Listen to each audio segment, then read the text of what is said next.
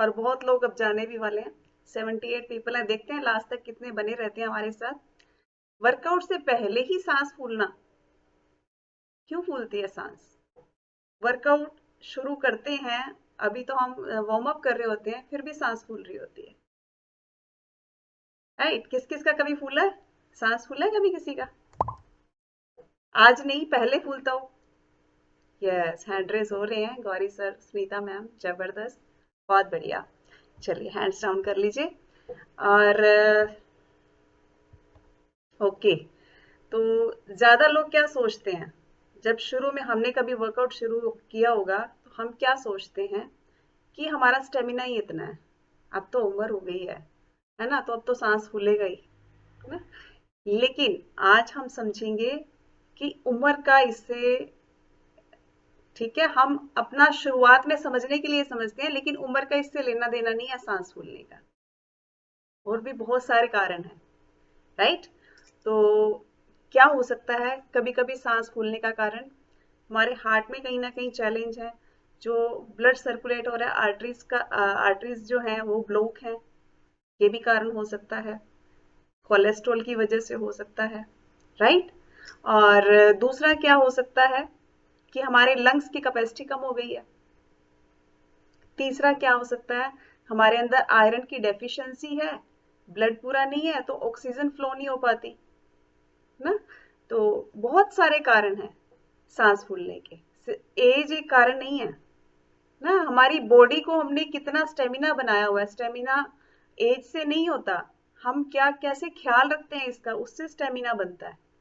आपने देखा होगा बहुत सारे इंस्टा पे, फेसबुक पे कई बार हम लोग स्क्रॉल कर रहे होते हैं तो 70-70, 80-80 साल के जो लेडीज हैं डंबल्स उठा रही होती हैं। मैं मेरे को बहुत मोटिवेशन आता है उनको देख के कि एज एक नंबर है, हम कैसे ख्याल रखते हैं बॉडी का, ये मायने रखता है। चलिए, तो नेक्स्ट क्वेश्चन है मेरा, ध्यान रखिए क्या बोल रही हूं मैं। नेक्स्ट है, थोड़ा चलने से ही सांस कभी फूलने लगती है।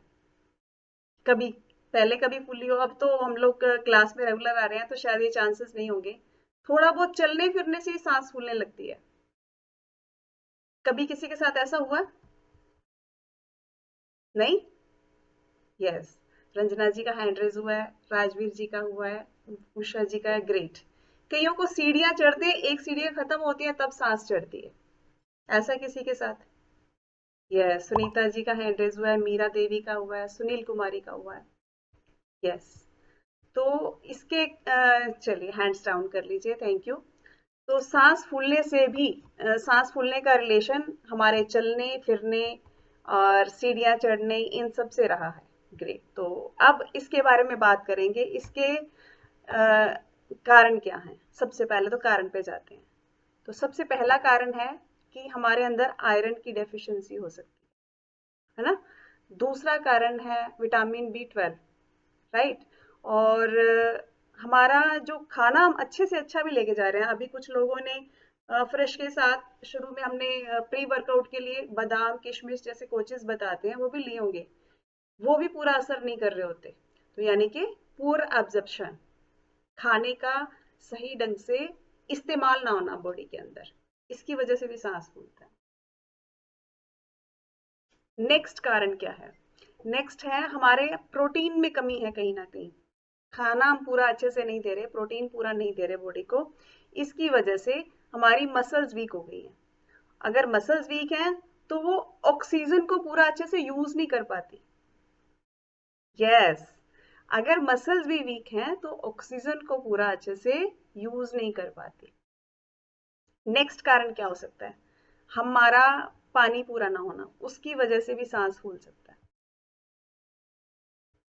पानी पूरा होना, डिहाइड्रेशन होना। नेक्स्ट, स्ट्रेस की वजह से भी सांस फूल सकता है। स्ट्रेस की वजह से पूरी बॉडी डिस्टर्ब होती है, सांस फूलना तो एक छोटी सी चीज है, राइट। तो और इसके अलावा आपका अगर कोलेस्ट्रॉल बढ़ा हुआ है, क्योंकि आजकल हर दूसरे पर्सन से पूछो तो उसका यही कहना होता है मेरा कोलेस्ट्रॉल बढ़ा हुआ है। मतलब पहले कभी रेयर किसी के साथ होता था, आज ये समस्या आम हो चुकी है कोलेस्ट्रॉल बढ़ना। एक नॉर्मल यंग बॉय या यंग गर्ल उसका भी सोच सकते हैं कि कोलेस्ट्रॉल बढ़ा हो सकता है। राइट। तो ये एक नंबर नहीं है, राइट, ये बॉडी का सिग्नल है कि संभल जाओ, कुछ गड़बड़ियां कर रहे हो खाने में, अपने लाइफस्टाइल में, सोने उठने में कहीं ना कहीं कोई चैलेंज है, राइट। तो ये हमें अलार्म देता है। तो आशना बेटा अपना वेटिंग रूम साथ साथ चेक करते रहेंगे। चलिए, तो ये अलार्म देती है बॉडी कोलेस्ट्रॉल के रूप में आपको, कि आपको अब केयर करनी है आपकी, राइट। जब कोलेस्ट्रॉल बढ़ता है तो हमारी क्या होती है, आर्टरीज नैरो हो जाती हैं, जो हार्ट की तरफ जो जाती हैं, ब्लड लेके जाती हैं, राइट, वापस करती हैं, तो वो आर्टरीज जो है अंदर से ब्लॉक हुई होती हैं, जिसकी वजह से ब्लड फ्लो प्रॉपर नहीं होता, तो ऑक्सीजन का फ्लो भी प्रॉपर नहीं होता, जिसकी वजह से सांस फूलती है। क्योंकि ऑक्सीजन पूरे बॉडी में कहाँ से जाती है, ब्लड के थ्रू जाती है ना हमारे अंदर, राइट। और पूरा अच्छी हेल्दी वाली हवा अंदर से कैसे फील करते हैं, वो हम हमारा ब्लड फ्लो अच्छा है और पूरा बढ़िया तरीके से जा रहा है उसकी वजह से करते हैं। तो रिजल्ट क्या होता है, थोड़ा सा भी काम करते हैं तो सांस फूलती है। तो यानी कि थोड़ा सा काम और हमें ज्यादा हैवी सांस लेनी पड़ती है, मतलब पूरा टाइम दे लेनी पड़ती है। अब इसके लिए करना क्या है, चलिए अभी बात इस पे चलते हैं। तो पहले तो मैं थोड़ा सा आयुर्वेदा के अकॉर्डिंग बताना चाहूंगी कि अगर हमारा कफ बढ़ा हुआ है तो भी हमें सांस पूरा अच्छे से नहीं आता। तो चेस्ट पे इन दिनों में, सर्दियों में ज्यादा ये चीज सामने आती है कि कफ जमती है, सांस फूलता है उसकी वजह से, है ना। दूसरा, हार्ट वीक होने की वजह से, जैसे मैंने बताया, आयुर्वेदा में भी ये चीज है कि हमारी ब्रीदिंग वीक है, खुल के हम सांस ही नहीं लेते हैं, लंग्स का पूरा यूज नहीं करते सांस लेने में। कई बार कोचिज करवाते हैं ना आपको, डीप ब्रीथ करो, स्ट्रेस हो रहा है तो डीप ब्रीथ करो। क्यों करवाते हैं, कि लंग्स की कैपेसिटी बढ़ेगी, सांस अच्छे से अंदर, हवा अच्छे से जाएगी, तो हमारा कहीं ना कहीं स्ट्रेस जो बना हुआ है वो कहीं ना कहीं रिलीफ होगा। और तीसरा, टॉक्सिन्स है बॉडी के अंदर, आम जिसको बोल देते हैं आयुर्वेदा की भाषा में, है ना, आम बढ़ा हुआ है, आम बढ़ा हुआ है, तो वो टॉक्सिन्स ही होते हैं एक तरह से। तो टॉक्सिन्स निकालने के लिए हमारा हाइड्रेशन चाहिए। और सर्दियों में हाइड्रेशन के लिए बहुत मजा आता है, हम अफ्रेश के जरिए पूरा करें, क्योंकि ठंडा पानी नहीं पिया जाता, तो हम फ्रेश के जरिए बड़े आराम से, और बिना चाय को छुए भी हम चाय जैसा टेस्ट ले सकते हैं, चाय जैसी एनर्जी ले सकते हैं। अलग अलग फ्लेवर है, अभी मैं कश्मीरी कहवा ले रही हूँ, तो आपकी मर्जी है आप कौन सा फ्लेवर आज लेना चाहते हैं। हमारे पास पूरे वीक जितने फ्लेवर हैं, रोज चेंज करके पी सकते हैं आप लोग, राइट। तो ये है हमारे आयुर्वेदा के अकॉर्डिंग। अब बारी आती है कि अब इसको कैसे ठीक किया जाए। अब तक तो आपने समस्याएं गिनी, आयुर्वेदा के अकॉर्डिंग इसका पॉइंट ऑफ व्यू जाना। अब बारी आती है कि इसको ठीक कैसे किया जाए। सबसे पहले तो मसल स्ट्रेंथ बढ़ाइए। अब मसल स्ट्रेंथ कैसे बढ़ेगी, इसके बारे में आपको बार बार टॉपिक मिल रहा है, मसल्स की स्ट्रेंथ कैसे बढ़ेगी। मसल्स को अच्छा खाना दो ना, मसल्स को पहले वर्कआउट करवाओ।